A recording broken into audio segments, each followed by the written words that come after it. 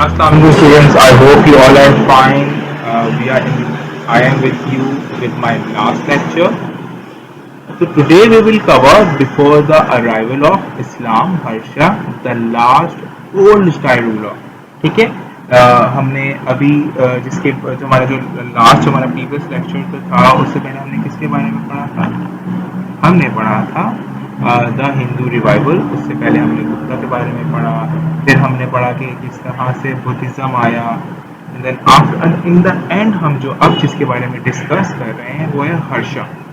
ठीक है, अच्छा हर्षा के बारे में थोड़ा सा बताते चलूँ। By the 6th century AD a large area of the north of the subcontinent was ruled by or being we can tribute यानी कि कह सकते हैं कि सबसे मशहूर बादशाह जो था वो था हर्षा, जिसने 590 से लेके 647 तक हर्ष की हुक्मरानी में युकानियों से मिलती जुलती थी।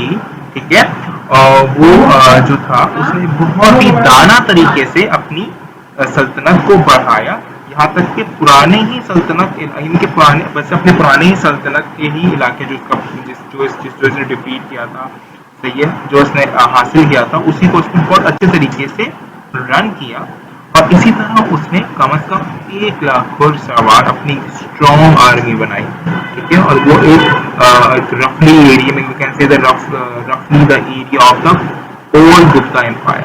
और हर्षा ने फिर एक सेटअप लगाया जिसमें लार्ज आर्मी उसने perhaps 1 lakh cavalry man we can say the घुड़सवार और 1000 of war elephants। अब उसने उसको कॉन्क्रीट किया और पंजाब, बिहार जैसे उसने he conquered the Punjab, Bihar, Malwa and Gujarat and set up his capital at Kannauj, which is the made into the fine town with many magnificent building, यानी कि वहाँ पर बहुत सारी रिफाइंड बिल्डिंग थी। अच्छा, कन्नौज को जैसे ही उसने जो है वो कैपिटल बनाया तो उसने उसको एक्सटेंड करना शुरू कर दिया for 4 or 5 miles along the गंगाज river. ठीक है, वो यानी कि गंगाज रिवर तक उस इलाके को फैलाता गया। Only a quarter of the tax Harsha collected, अगर आप कह सकते हैं तो वो क्या कितना टैक्स कलेक्ट करेगा? Quarter spend of the government. ठीक है, स्पेंड करता था गवर्नमेंट स्पेंड करता, and the rest of the spend of charity, caring of charity जिसमें हम लोग caring for the poor people and the sick travellers, और जो जिसको रिलीजियस में जरूरत पड़ती है, एजुकेशन में जरूरत पड़ती है, maybe if they want art and literature if and music as well. क्योंकि उस जमाने में म्यूजिक भी उनका क्या था, रिलीजन में ही उसको शामिल करते थे। ठीक है, और इसी तरह अगर हम और बात करते हैं हर्षा के हवाले से, तो Harsha was a poet as well.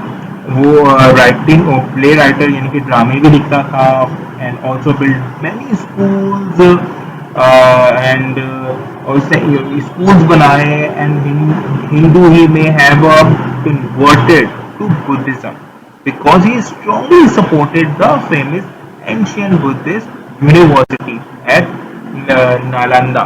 सही है, कहाँ पर थी ये बुद्धिस्ट की जो सबसे पहली यूनिवर्सिटी, बड़ी यूनिवर्सिटी नालंदा में। But already by this time Buddhist was in a serious decline in the subcontinent, यानी कि हिंदुइज्म के आ जाने से बुद्धिस्ट को थोड़ा सा, बल्कि थोड़ा नहीं काफी फर्क पड़ा था। इसी तरह अगर हर्षा की और कॉन्क्वेस्ट के बारे में हम if we see the more development और उसकी और ज्यादा तरक्की याफ्ता जिंदगी के बारे में हम थोड़ा देखें तो हर्षा डिफीटेड द शक्षंका। आजा ये शक्षंका जो है ऑफ बंगाल एंड सेव। अच्छा, क्यों उसने शक्षंका पे हमला किया? Because he saved his sister. ठीक है, he occupied the entire north India including, अच्छा यानी कि उसने पूरे इंडिया पे अपनी ही धाक जमा दी, जिसमें बिहार भी है, बंगाल भी है और उड़ीसा भी है।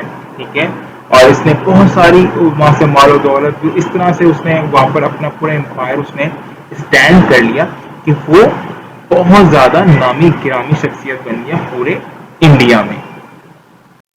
अगर अब हम बात करें कि हर एक चीज का एक दौर आता है जिसमें वो ऊपर जाता है, उसके बाद एक डिक्लाइन फेज आता है।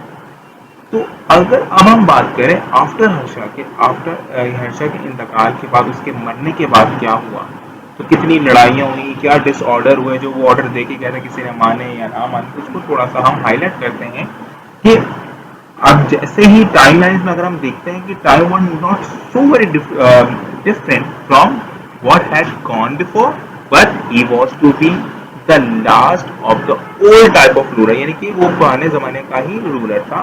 वो पुराने जैसे कि अपने बाबा अजदाद के ही नक्शे कदम पर चल रहा था। इसी तरह आफ्टर हर्षा's डेथ, वो कब उसकी डेथ हुई, 647 में, ठीक है। Northern India fail divided into many small state, उसके मरने के फौरन के बाद जो स्टेट होती जो कि छोटी छोटी रियासतों में बढ़ गई और हर एक राजा ने अपनी एक रियासत बना ली और उसी में लड़ाइयाँ हो रही हैं और ये तब तक चलता रहा। But soon as a new influence was to arrive, किस तरफ से ये इन्फ्लुएंस अराइव हो रहा था, सब continent which would have wider reaching effect. वो इफेक्ट किसका था, वो इफेक्ट